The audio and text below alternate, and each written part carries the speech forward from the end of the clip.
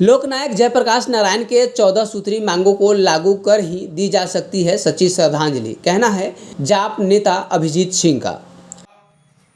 लोकनायक जयप्रकाश जी की 120वीं जयंती ढाका विधानसभा के अंतर्गत मनाया गया। मंगलवार को ढाका विधानसभा अंतर्गत जन अधिकार पार्टी के द्वारा लोकनायक जयप्रकाश नारायण की 120वीं जयंती मनाई गई। इस अवसर पर ढाका विधानसभा के पूर्व प्रत्याशी एवं प्रदेश महासचिव अभिजीत सिंह चौहान ने कहा कि वर्तमान केंद्र और राज्य सरकार को लोकनायक जयप्रकाश नारायण जी की 14वीं नीतियों को भारत में एवं बिहार में लागू करके लोकनायक जयप्रकाश जी को सच्ची श्रद्धांजलि देने का काम करे। वहीं नेता अभिजीत सिंह ने कहा कि जयप्रकाश नारायण संपूर्ण भारत की आज़ादी की बात करते थे, अर्थात पूर्ण शिक्षा व्यवस्था, भूमिहीनों को जमीन की व्यवस्था, शिक्षा अवसरों को बढ़ावा देना आदि। मौजूदा और नई योजनाओं के माध्यम से आर्थिक गतिविधियों तथा रोजगार में अल्पसंख्यकों के लिए समान हिस्सेदारी सुनिश्चित करना, स्वरोजगार के लिए ऋण सहायता में वृद्धि और राज्य तथा केंद्र सरकार के पदों पर भर्ती करना। साथ ही साथ अभिजीत सिंह ने कहा कि गृह मंत्री अमित शाह पर भी निशाना साधते हुए उनसे सवाल किया गया है कि क्या आने वाले दिनों में भारत सरकार लोकनायक जयप्रकाश नारायण की 14 सूत्री मांगों को कैबिनेट के द्वारा मंजूरी मिलेगी एवं जो सुधार को वंचित शोषित भारतवासियों के लिए जो मांग थी, क्या वह केंद्र सरकार अमल करेगी।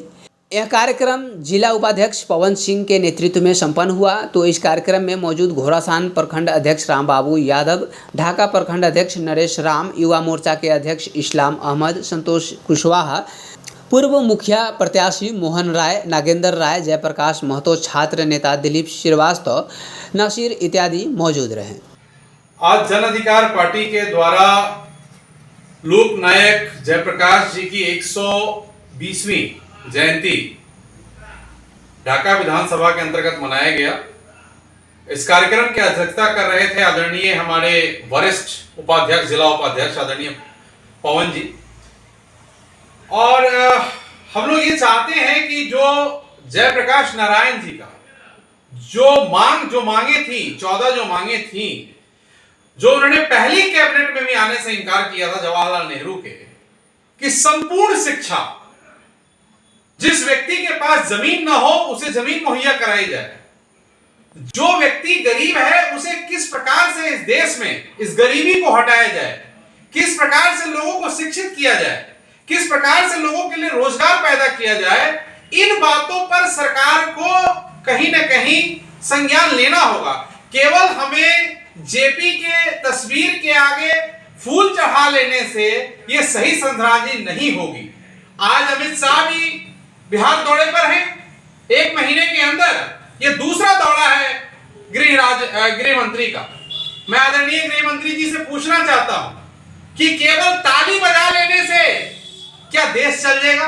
क्या बिहार आगे बढ़ेगा? जेपी की धरती पर आप खड़े हैं। जेपी की जो मांगे थी, 14 सूत्रीय जो मांगे थी, जो देश की आजादी के बाद जो जेपी साहब ने मांग किया था, क्या आप दिल्ली जाने के बाद आदरणीय मोदी जी को बताएंगे? क्या आप दिल्ली जाने के बाद पहली कैबिनेट की मीटिंग में वो 14 मांगों को पारित करेंगे? क्या कोई ऐसा बिल आप लेके आएंगे पार्लियामेंट के अंदर संपूर्ण शिक्षा के ऊपर? गरीब हो, अमीर हो, अगला हो, पिछड़ा हो, हर किसी को समान शिक्षा, समान रोजगार, समान हक इस देश में कब मिलेगा? मैं ये पूछना चाहता हूं अमित शाह जी से। क्या 370 सीए, एनआरसी, ये जो लॉलीपॉप दिखा के आप हिंदू मुसलमान करके वोट की राजनीति कर रहे हैं, अगर आप में दम है, अगर आप सही में इस देश को आगे ले जाना चाहते हैं, तो समान शिक्षा, समान रोजगार और समान अधिकार के ऊपर आप पार्लियामेंट में बिल ले आइए। मेरे जैसा हर नौजवान आपके साथ खड़ा होगा।